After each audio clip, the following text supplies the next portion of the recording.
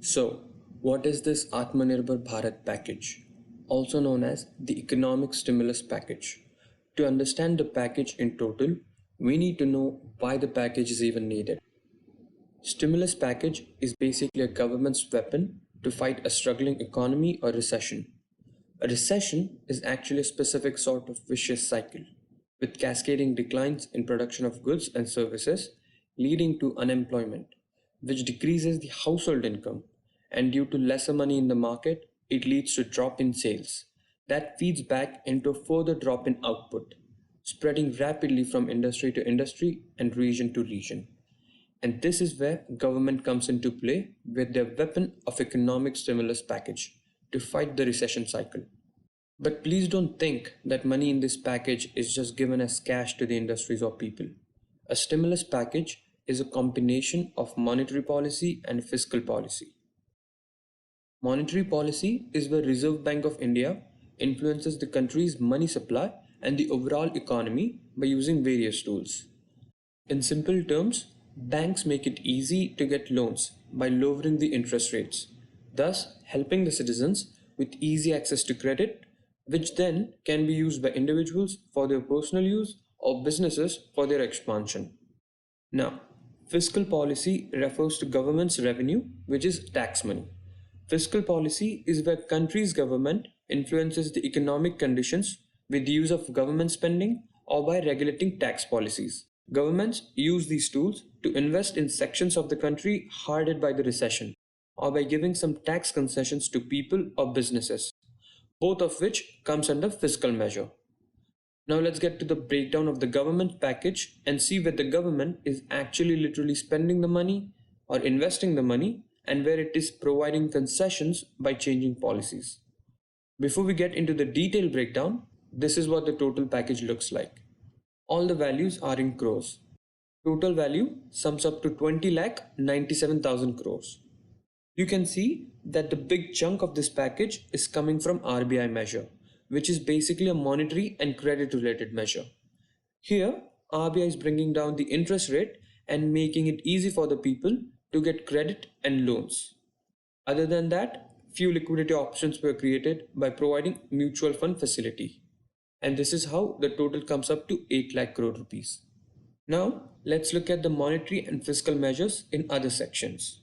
In earlier measures, government announced tax concessions and spending in healthcare sector, which includes expenditures on testing kits, medical equipments, and insurance policies for frontline workers. Then, through PM Garib Kalyan package, basically a relief package, money was transferred into the accounts of farmers and workers. In all, people in lower income group. It also included giving free food, gas cylinders, and transportation cost of migrants to their hometown. Total cost of the package comes around 2 lakh crore rupees. Now let's look at the package announced on and after 12th of May. Package on the first day announced the availability of loan for MSME sector, which are micro, small and medium enterprises. It is a special type of loan where an MSME would not have to provide a collateral to the bank. Instead, government will act as a guarantor. This package also includes employee provident fund support where government is covering up for people with less than 15,000 per month of income. Also, government has reduced the EPF rates in private sectors from 12% to 10%, thus providing some concession. Package also provides liquidity facility and partial credit guarantee to non-bank financial companies like Bajaj Finance, Mahindra Finance, Tata Capital, etc.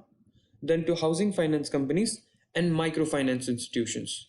So these companies can provide money as loan to other businesses. Then there are DISCOMs, which are power distribution companies, who are unable to collect the receivables because people are unable to pay them. Therefore, government has asked power finance companies to sanction loans so DISCOMs can at least pay to power generation companies. Then there is reduction in TDS and TCS percentages. So as we can see, the total amount of this package comes to 5.9 lakh crore rupees, which comprises mostly of monetary measures. There are no direct benefits we will be receiving from this package. On day 2, the second part of the package was announced targeting poor migrants and farmers. It includes free food grains to migrants, interest subvention, which means delay in payments are allowed for loans less than 50,000 rupees. Special credit facility for street vendors, so they can now receive loans up to 10,000 rupees. Then there is housing scheme for middle income group. This way, people earning between 6 to 18 lakhs annually can receive loans on lower interest rates. Government is also making additional 30,000 crore rupees available to farmers as loan. This is on top of the 90,000 crore which is usually given every year. Also, government is making additional credit available through Kisan Credit Card program. So, the total package sums up to around 3 lakh crore rupees. And if we exclude the free food grains for migrants, which is the only fiscal measure, which is the direct money given by the government, most of the package is a monetary measure or a credit measure, where money is given in terms of loan or credit. On day 3, the third part of the package was announced, targeting the agriculture sector. Here, money will be provided for micro food enterprises for their tech and brand development. Then there is money allocation for fisheries and money for easy movement and storage of vegetables across the country under Top to Total Green Initiative. Government is promoting the agricultural produce by providing funds required for necessary infrastructure build-up. Then the money for dairy processing unit and cattle feed unit will be provided under Animal Husbandry Infra Fund. Government is also promoting medicinal plants and its cultivation. And in the end, money for beekeeping initiatives. Total amount of this package sums up to 1.5 lakh crore rupees. In this section, it's quite unclear as to how much money will be invested by the government and how much of it will be provided in terms of credit or interest concessions. Now, let's look at the day 4 and 5 packages. Here, the viability gap funding for healthcare related infra is being made available. Usually, the viability gap funding in different sectors is of 20%. That is, government puts its own 20% and the rest come from private sectors.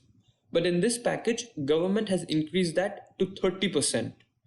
Then the additional money of 40,000 crore is made available under Manrega, which will help the migrant worker to get job in their hometown. Total of this package comes around 48,000 crore. This package, unlike other packages, should be considered as fiscal measure, as the money is directly being invested by the government. Also under this package, states will be allowed to borrow more money as they hit the milestones laid out by the central government. Now let's look at the package in total. Different agencies in the country have estimated the fiscal measure in the package is just 10% and the rest are monetary measures, which means the government will not be investing or spending its own money. Most of it is supposed to come from credit or loans. The positives from this package is definitely that government is being sensitive towards lower income group and they are directly spending money in the terms of free food grains, free transportation and other supplies. Also, government is giving lot of liquidity to MSME sector, which are small businesses, by providing partial guarantee on some of the loans. Negatives of this package is government has not laid out clear action plan for COVID-19 containment, which is causing panic in the stock market and could be the reason of its recent downfall. Second thing is, this package has a very complex structure and the things are not very clearly defined. So in this video, I have tried to give my unbiased review of the package, and if you liked it, please share and subscribe to my channel. And if you have any suggestions related to this video or channel, please let me know in the comment section. Thanks.